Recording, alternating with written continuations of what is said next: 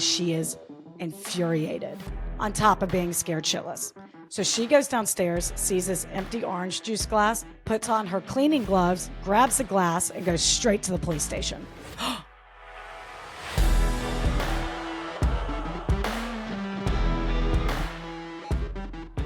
Hey, peeps are the best. Y'all are the best. We're never talking about y'all. No, you know how people have like nicknames for their listeners? I don't know what y'all's is yet. I'm sure something will come. I don't know about that. Oh, you don't like it? I don't know. We'll see. It would help with an intro, that's for sure. Yeah, totally. I don't know. I'm on the fence about that. Probably. Okay. I would assume we don't do that. Okay, well, Sorry that was about shot that. down real quick. Yep. Hey, everyone. Hey, y'all. PLUs? No, fine, whatever. Forget it. Forget it. I don't know. We'll see. We'll see how that pans out. It's like giving yourself a nickname.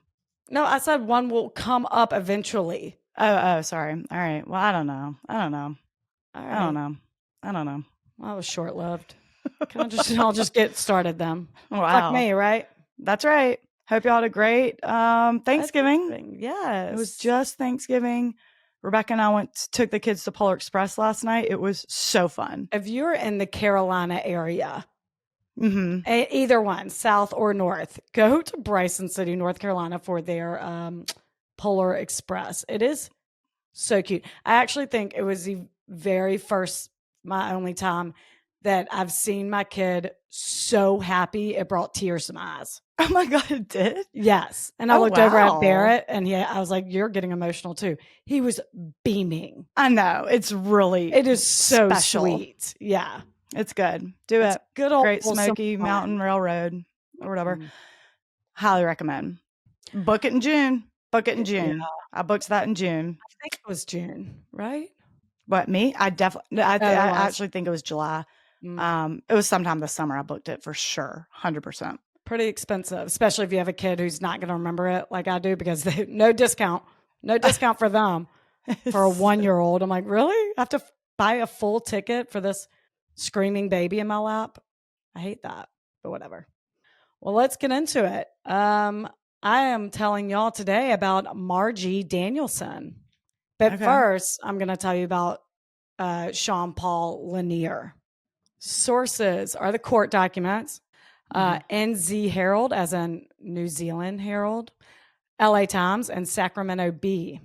Okay. Like, bzz, like yeah, it's the buzz. I've used Sacramento Bee before. Oh, really? Should we just buy the subscription then? Because I'm on a 48-hour free trial right now. Oh, I did that too. They don't. I know it wasn't enough information. Yeah, actually, it wasn't. So and mind. I don't think it's owned by a big enough newspaper where we'd benefit from a bunch of other newspapers, you know? Okay. So Shawn Paul Lanier is a chef originally from New Zealand, but moved to the States in the 80s with his daughter, Nikki. They lived in California, but he got a job at a restaurant in Salt Lake City in 1987. So he relocated. But I think at that time Nikki was starting college or something. It's not clear, but she stayed in California. She didn't go with them. So he moved to Salt Lake in 1987, working at Rosewood Restaurant, but he was saving up to buy his own restaurant. Being new to Salt Lake, he decides to go out to a bar to see what it's all about. It's actually a Western bar that he goes to, and this woman catches his eye from across the room. She is 37-year-old Margie Danielsen. They get to chit-chatting, and he mentions he has a daughter, and immediately she's amped because she, too, is a single parent. She has 3 girls who are 7, 12, and 17. So they hit it off. They dance all night and exchange numbers, but did not go on a first date right away. They talked on the phone a few times before scheduling their first date so they could get to know each other, which seems so old school to me. Good for y'all. Yeah, sure.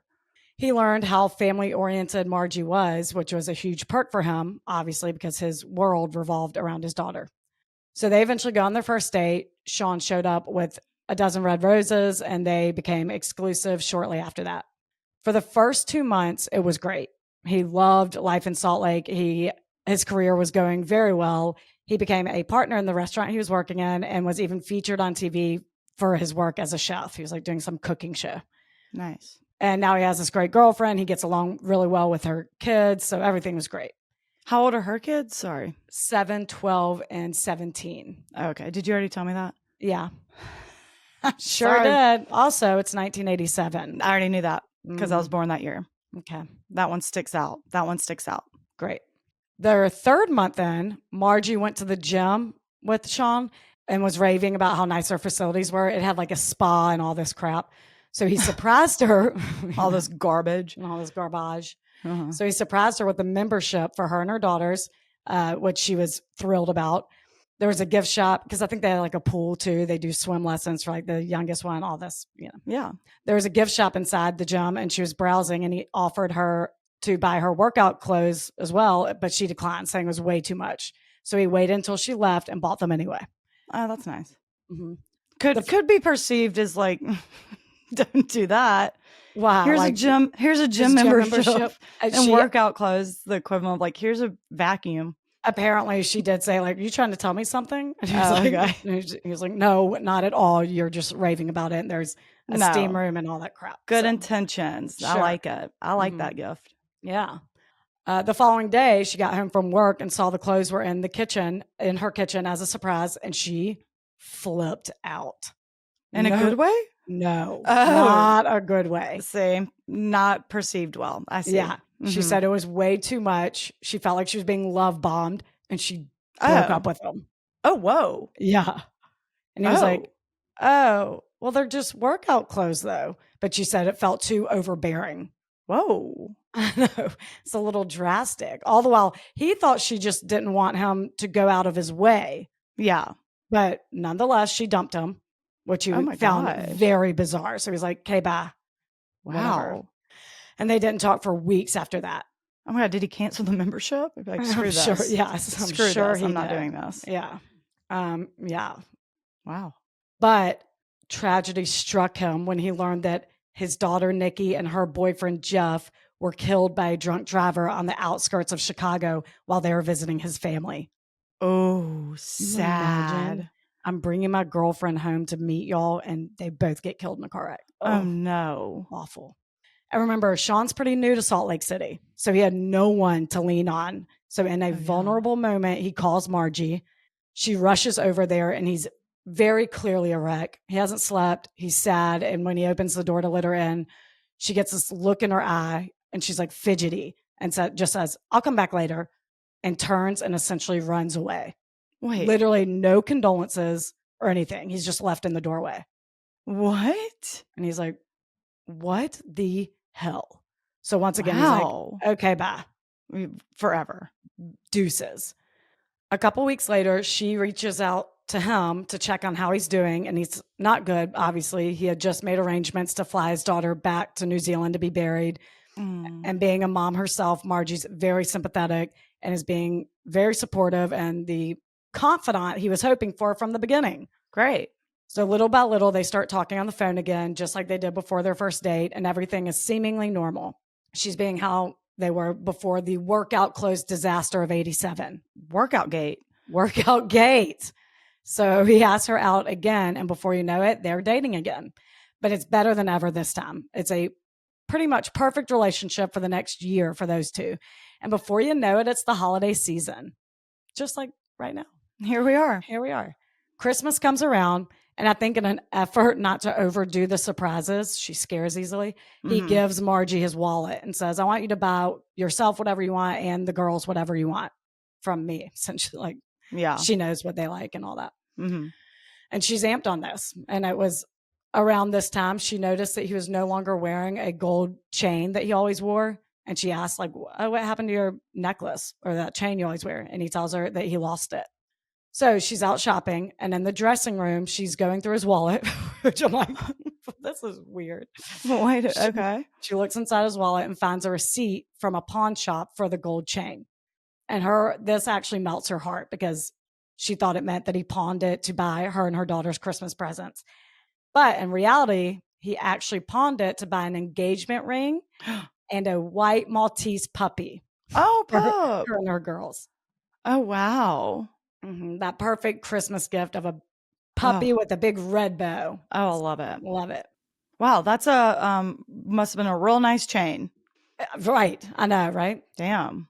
And then right after Christmas, he popped the question and she says yes. And everyone's excited. And, he moved into her house since her kids were still living there and it would be an easier transition for them with a, new stepdad. So he moves in there. They get married. I couldn't find anything on their wedding. It was both of their second marriages. So maybe it was a smaller ceremony. I don't know, it'd be like even a picture, something. Oh, okay. Oh, all right. Yeah. But right after the wedding, she kind of starts acting weird again. And it's about 6 weeks into their marriage. He comes home and he finds her just staring at his daughter's death certificate, which he keeps in a folder with a bunch of documents in their room. And she didn't see him coming. So when he asks, like, what are you doing? It startles her. And she tells him she just found it and she was looking at it, reading through it, and there might be a typo on it. Oh, So he looks at it and does notice that the date was actually 1 day off. So he calls the hospital and they tell him they can't change it over the phone. He needs to write a letter proving he's her father and gives him a bunch of instructions, whatever. Not a huge deal, but it does raise a curiosity in him that's like, why did you pull this out?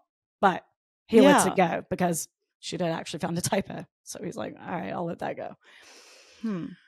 A few days later, they're at dinner and she seems like her mind is elsewhere. So he asked her what's wrong.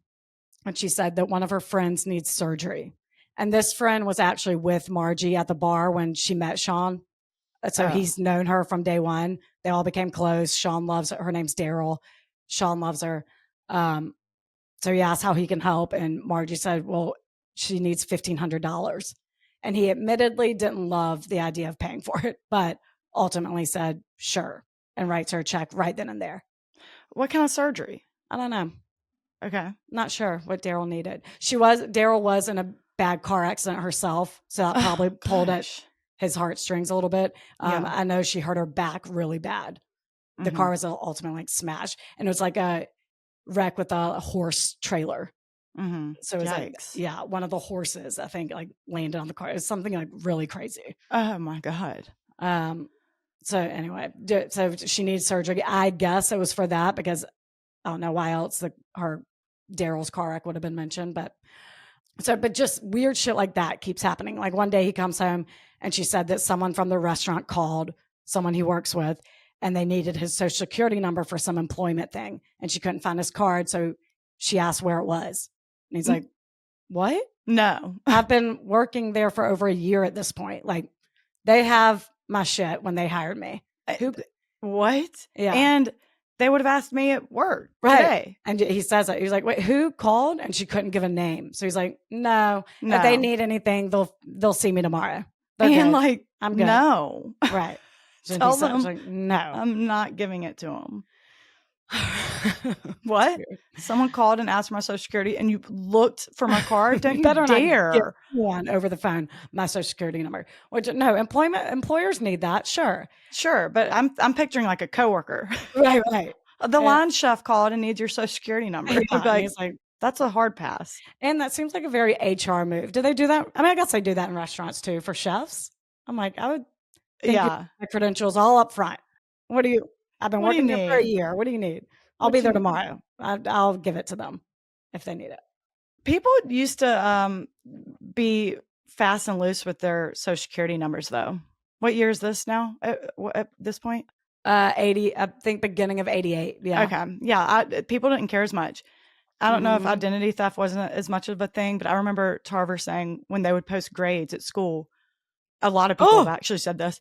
They would do it like post it on the wall and it was by social security number. Everyone in the class's social security number, just right there with your grade. Yeah, but God. Yeah, but what are we scared of then? Like some 17-year-old's going to write down a number and a staff member, anyone. There's plenty of adults that could walk by and be like, oh, wow. Here's all 300 social security numbers. Every social security number I could ever want right in front of me. I guess so. So he starts putting any important documents like his social security card, his bank statements, daughter's death certificate, all in a locked briefcase. Thank you. And kind of confronts her. I was like, I'm kind of sick of this shit. I feel like you're sneaking around with stuff. And if you need something, just come and ask me for it. Yeah. Enough with you. I'm done with it. So one day, Margie comes home and she realizes her daughters aren't there, and she becomes frantic. She calls Shawn at the restaurant asking if he knows where they are, and he says, yeah, they're fine. They went with some friend. I told them they could go. And she's like, no, no, no. They always ask me to do things. So where are they?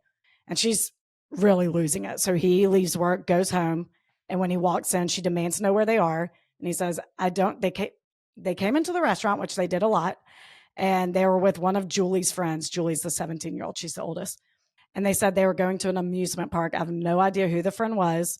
And she calls bullshit and starts screaming at him. Oh.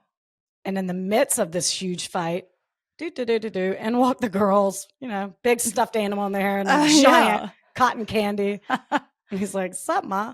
And Shawn's like, see, are we cool? And they confirm, like, yeah, we're at the amusement park. Shawn said we could.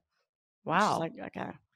Whoa. So he is completely suspicious of Margie at this point, with reason too, because a few days later, she sends her girls away for the night. Shawn comes home from work and it's an uneventful night. They go to bed, but he notices Margie is just staring at the ceiling. And at this point, he's like, whatever, don't care, going to bed. What's he suspicious of? He just doesn't know what's going on? Yeah, she seems very off and fidgety. Like, why are you being so weird? Yeah. And this all came about like right after they got married. So he's like, you're going through my shit. You're staring at my whatever. So she's just sketched. So at this point, he's like, whatever, I'm going to bed. She's just staring at the ceiling, like can't even look at him. So she's like, okay. Well, at 5:55 a.m. the next morning, they're abruptly woken up by banging on the door. On the front did a door. Sound effect. I did a sound effect for you. Okay. Yikes. Shawn pops out of bed, throws pants on, runs into the bathroom, and jumps out the window. What? Margie looks out the window and sees it's the cops, and Shawn is getting into his car and bolts. And the cops take off after him, and a high-speed chase ensues. What? Less than an hour later, she gets a call from a detective who says, Margie, we got him. He's been arrested. The reason she had been acting so weird is because 7 weeks into their marriage, she realized she was married to a murderer she saw on America's Most Wanted, Paul Stephen Mack. No. Allow me to retell the story from Margie's point of view. Oh my God. So Margie's POV. They met at that Western bar. Everything was great for the first few weeks, but when he surprised her with the workout clothes, the reason she was so pissed and weirded out by seeing them in her kitchen was because he didn't have a key. So he broke in, which he admitted to, that he climbed through the bathroom window, but claimed it was all in the spirit of a surprise. And she's like, no, I don't like that. That's weird. And since they were only dating about like 2 months at that point, or almost 3 months, it wasn't a serious relationship. So she was like, let's just be done with this. I'm officially weirded out. No love lost. Okay. It's kind of a fling at this point. I'm going to write it off as that. Whatever. The ick, if you will. The ick, if you will. A few months later, when he called about his daughter dying, she said that when he opened the door, she did not recognize him. His eyes looked really different and dark, and she had never been so overwhelmed with fear. She had this gut feeling that she should not go inside and that she had to get out of there. So that's why she just said, I'll come back later, and just ran. Okay. Which she did. She literally turned around and ran. Wow. Good for her. Right. Later, when she found the death certificate, in addition to the date being wrong, she noticed that there was no state seal on it. Like any sort of certification, like has that raised stamp on it, marriage license, death certificate, whatever. Sure. Shit like that. So in her gut, she knew this was fake. Okay. But when he called the hospital, which he did in front of her, she wrote it off as like, maybe I'm being paranoid. I don't know. It's like she's never really studied a death certificate. She just assumed a state seal would be on it, and it wasn't. Yeah. But the reason she was even looking for it, at that death certificate, was because of what she saw earlier that day when her friend Daryl called her and said, turn on this new TV show. Oh my God. You know what that new TV show was? America's Most Wanted. Yep. Wow. She turned it on to see a man who looked a lot like her husband of 7 weeks, except his name was Paul Stephen Mack, wanted for murder in California and was suspected of a murder of another woman in Ohio. The report said he had been on the run for over a year. Oh my Now, God.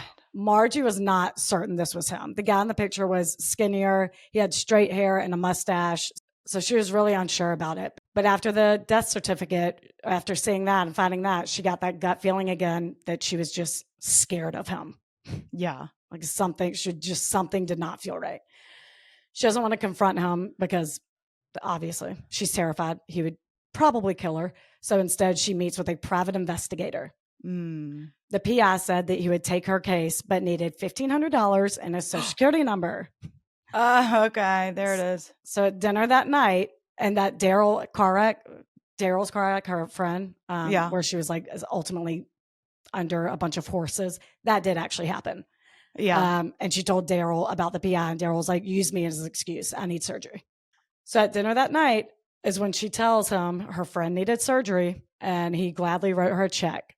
He paid for the PI that was hired to investigate him, which I love. Love it. I gotta say, I love. That's really good. It's really good. Before bed, she hid a pen and paper in the drawer of her bathroom. And when he fell asleep, she grabbed his wallet and snuck in there to write down the social security number. And this is when everyone carried them in their wallet, apparently. He said he put it in the briefcase. He didn't. It was in his wallet. Except when she looked, she pulled out two social security cards. And she was like, oh, shit. That's never a good sign. So she writes them both down, sneaks back in bed, and next day meets the PI. And he calls her a few days later and says, those two numbers belong to dead people. Oh, great. The feeling that would overcome me. I'm like, you kind of saw it coming. I know. She knows what's up. Margie does not go to the police yet, though. She wants to gather more evidence. So she breaks into that briefcase he locked. She saw him do the combination and she memorized it. And she takes pictures of all the documents, but knows in her gut the man she married has to be the man from America's Most Wanted. And she is terrified. Yeah. So that night, she's in bed, pretending to be sick to avoid any lengthy conversations or interactions or worse, sex. Could you imagine? Oh my God. Exactly. Yeah. Like she's like, fuck, what if he's in the mood? Oof. Oh God. Yeah, terrifying. So he offers her this pill to make her feel better, which she refuses. But he is relentless. Oh no. I know. I'm like, girl, hide it under your tongue. Oh God. But she's like, fine, and takes it. She's sick of hearing about it. What is it? Ooh, well, I have a suspicion at the end of this, but okay. Or you'll know what the other two murders he's wanted for.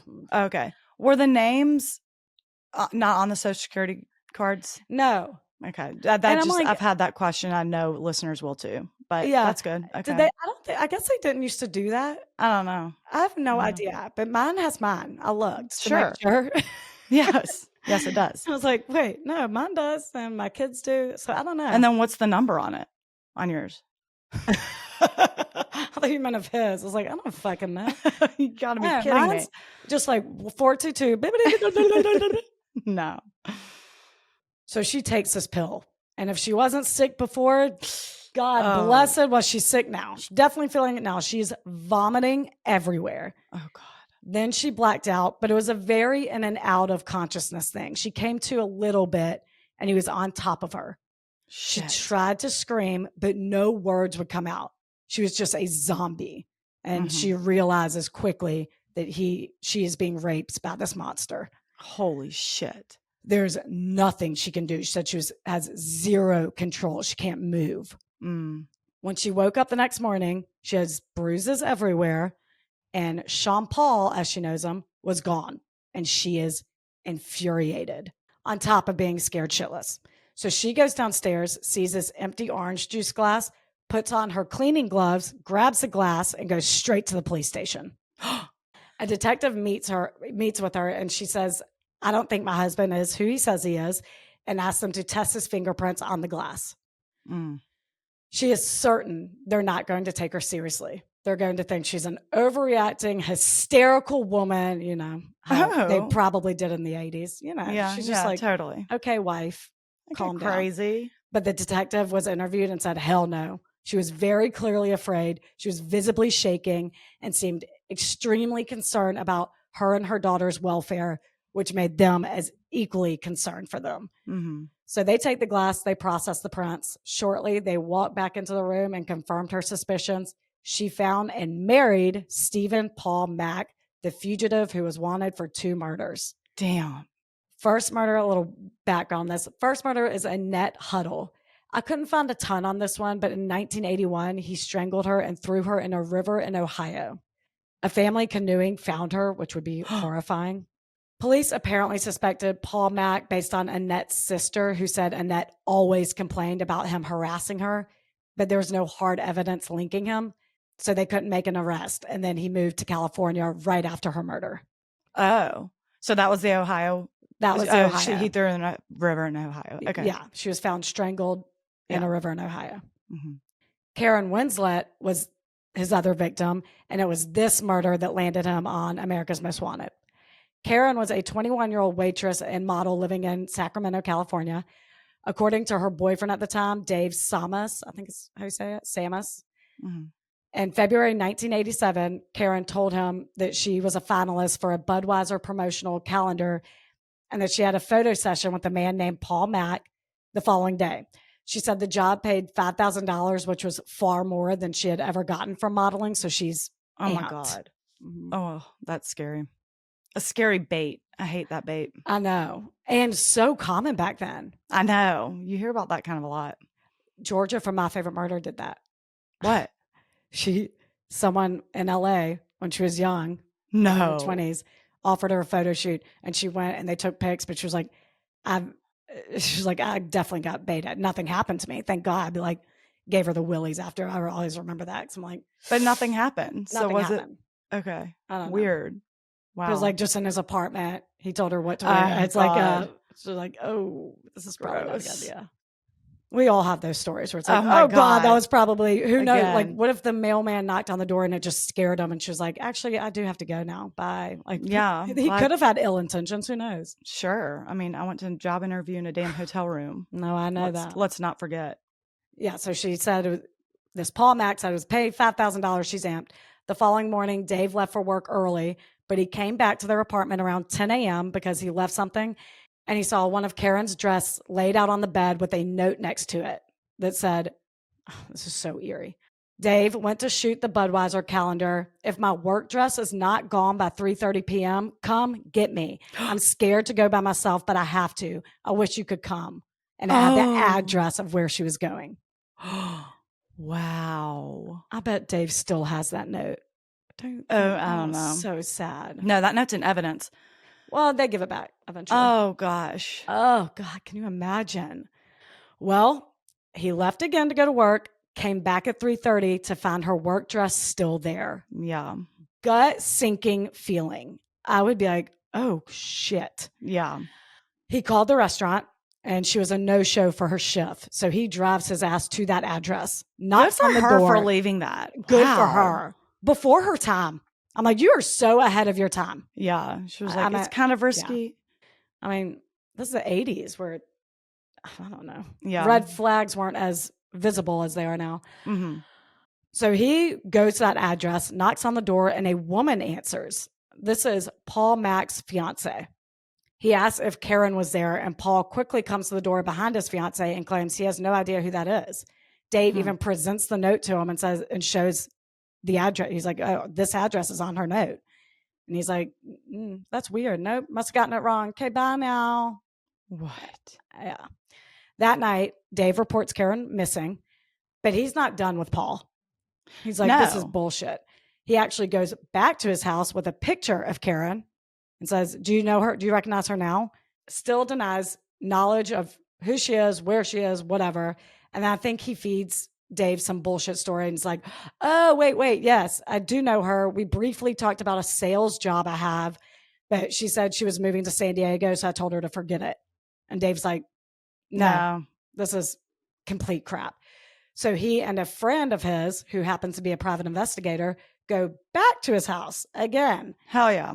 And this time no one answers. Shit. Paul Mack has fled. And with all these documents, including the case file, I can't find the whereabouts of his fiance, even her name. I don't know what happened to her. Mm-hmm.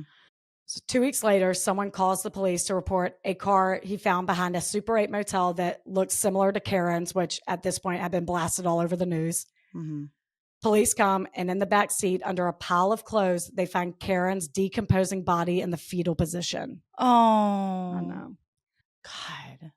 Her autopsy showed she had been raped and had Percodan in her system. Percodan, which is a sedative. It's very similar to Percocet.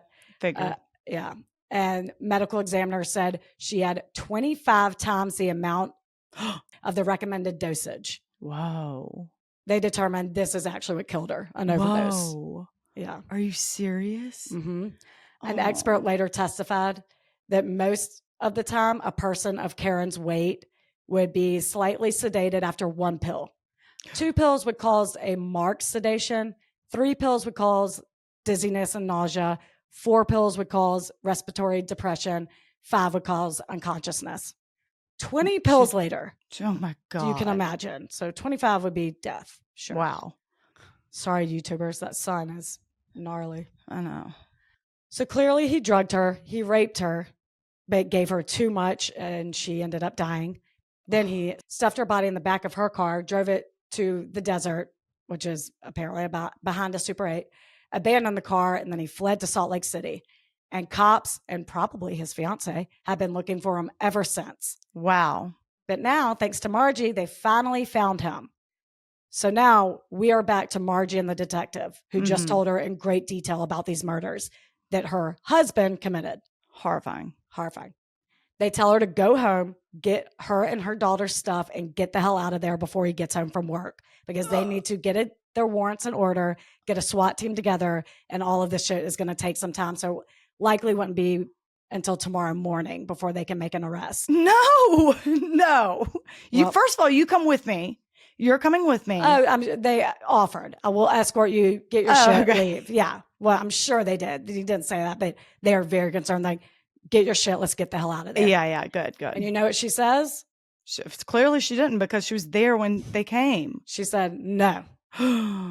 She thinks if he comes home and all their shit is gone, he's going to flee before they get to him. And she does not want to live in fear that he's going to find her and her daughters. Like, she wants him arrested. Yeah. So she tells detectives. Margie, you're badass. She's a badass. She tells detectives she's sending her kids to their dad's house and is going home alone with this monster and will act completely normal until they come knocking. And they're like, damn, bitch, your balls are huge. Oh, God. What? Could y'all also bust Be through hiding the in window bushes. and not knock? Because that would be so scary. Right. She knows what's going on. He could easily be like, did you narc me? I don't know. That just seems dangerous too. Yeah. Could y'all just bust in? I think the knocking was so loud, it could have easily been that big log. Oh, okay. Yeah. So who's to say it was with their fists? I don't think so. So they're like, your balls are big, Margie, bigger than mine. And they tell her they will be there by dawn. So she goes home, lets every emotion hit her while he's at work. So it's out of her system. And the moment he walks in, it's business as usual. She cooks him dinner. They watch TV, the whole thing. She says it's very hard to look him in the eye, understandably. I mean, and he raped her. He raped her. And they do not address that. Oh, wow. Yeah. So he just comes home and she's like, I guess all's forgiven. Right. And he's like, she doesn't even know that I had sex with her last night. And she's like, fuck, I don't, you dick. So she's home alone with this probably serial killer. I mean, you have to kill more than 2 people to be qualified as a serial killer, but I'm sure he has more victims if he's this good at evading police. And Annette was in 1981. Karen was in 1987. Yeah, right. Gross. So she goes to bed first and hears him coming. So she fakes asleep and she said she can feel him standing over her, just staring at her. Jesus. And she's like, she's thinking to herself, fuck, what is he about to do? Like, what if this is the night he decides to attack me and kill me? That's what I'm thinking. But luckily, he kisses her forehead and gets into bed next to her. Willies, heebie-jeebies. Yeah. She stays up all night, staring at the ceiling, which he notices, next to this murderer. And right at 5:55 a.m. is when they hear the banging on the door, and we all know what goes on from there. The moment she got the call that he was captured, she said she threw away all her bedding, got in the shower, scrubbed herself raw, and just sobbed until her girls got home. Oh, I know. And when they did, she sat them down and explained that their stepdad, who they knew as Shawn Lanier, doesn't exist. His name is Paul Stephen Mack, and he was going to jail for a very long time. Damn. But the nightmare was not over, because when she was ridding her life of him, she found that he had stolen all of her money. Oh, no. They opened a joint bank account when they got married, and literally every dime she had was gone. What a piece of shit. I know. As weeks go on, she's sorting through all this shit, and she gets a phone call, and it's from her murderer ex-husband, Paul Mack. Holy shit. Who tells her none of it's true and he's innocent. And she's like, innocent people don't jump out of a second-story window when someone knocks on the door. Right. Okay. No. Also, give me my money back, you asshole. Right. But he spews some bullshit and says he wants to come back to her and her daughters. And she's like, you're pending a murder trial. What? No. I'm sure you do. I'm sure you do. And he says, he tells her, no, I'm coming back at least one more time. You will see me one more time. Ooh. And she's like, that you're going to kill me and my daughters. Fuck this. Clear threat. So she's like, no, I'll be at that trial. I'm going to make sure that you're put away for life. There you go. So his trial starts, and he is very charming. He gets on the stand, tries to convince the jury of his innocence, and she's freaking out. She's like, he is working it. Oh, God. But luckily, they are not tricked. And he is convicted of first-degree murder and rape. And in 1991, he is sentenced to 27 years to life for Karen's murder. But sadly, there still wasn't enough evidence to convict him of the 1981 murder of Annette. After his conviction, Margie wanted closure. So she goes to the prison just once, and she's sitting in front of him with a lovely bulletproof glass between them. Mm-hmm. And she says, Paul Stephen Mack, I'm here to look you in the eye to tell you, you can't hurt us or anyone anymore. And he says, no matter what, I will come see you one last time. And she says, yeah, good luck with that, and walks out. Oh, damn. Margie. So in 2015, he's up for parole, which I realize is not 27 years later. I don't know, but it's 2015. He's up for parole, and Margie gave a nice presentation to the parole board asking them not to consider his release. And they say, okay. And he's mad. Bye. In 2017, the 68-year-old was transported to the California Health Care Facility in Stockton, California, and he died of natural causes a year later. Oh, wow. After his death, his attorney contacted the authorities to tell him that he did, in fact, confess to Annette's murder right before he died. Oh. What a dick. Wow. And that's who is the worst this week. Okay, wait. Wow. Mm-hmm. Let me clear up some things. Oh, okay. He's not from New Zealand. Okay. I was about to fact check everything we thought about him. His daughter? No daughter. Well, I don't know. He might have a daughter. She's not dead. Oh, okay. It's not Nikki. And Nikki did not die in a car wreck. I cannot find any person. It's probably why there's so little on him. And I've only found one podcast. Actually, maybe two podcasts. Other podcasts who've done something on him. But they more talk about Annette and Karen's murders. So there's not a lot on his personal life. One source said he was married 7 times, which I'm like, I found nothing on that, which is why I didn't say that till now. So yeah. Okay. If he had kids or not, I have no idea. Yeah. Who knows? But the death certificate was in fact fake. It was in fact fake. He definitely didn't have a daughter that died in a car wreck. Okay. Right. So, which begs the question of like, who'd you call? Did you actually call the hospital? And they're like, we don't know what you're talking about. And he's like, yeah, okay, I got it. Yep. I'll certainly write that letter proving that I'm her father. Yeah. Okay. Okay. Coming at you. Sir, I'm not saying that at all. I'm saying I don't know who the hell that is. Who is this? Who is Nikki Lanier? Wow. Crazy. Or maybe Nikki Lanier is someone who actually passed away, and that's where he came up with the name Shawn Lanier. I don't know. And he just got the date wrong. Who knows? But no, he's not from New Zealand. I couldn't even find. I wanted to find the cooking segment that he went, because he was actually on TV on a cooking show. And I'm like, did he have an accent? Yeah. Again, one source said he faked the accent, and one said he didn't have one. But no one like Margie was small town girl. She didn't know what people from New Zealand sounded like. So okay. Faking an accent would be so exhausting. Hard. So hard. Exhausting. How would you do that? Oh, God. Wow. What a piece of shit. So there you have it. Crazy, right? Could you imagine? You're 8 weeks in. You have this at the beginning, after the workout incident of 87, a workout gate.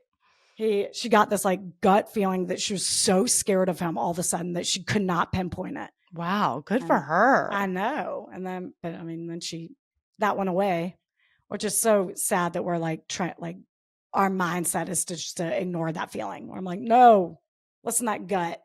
She's like, I'm just being silly. I'm like, no, Margie, Yeah, you rocked it. You rocked it. Oh God.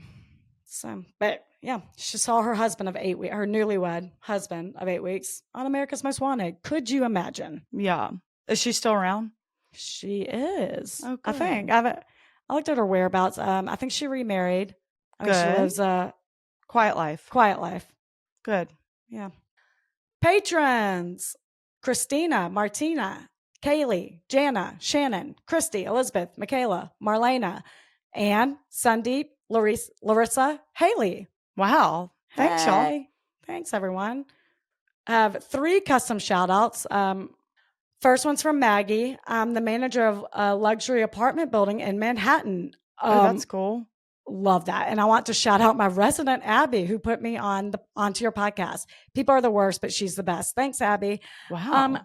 Thanks, Abby. Hey, Maggie, I follow all realtors in Manhattan. Yeah. So I'm going to follow you back because I love those tours. I don't know why.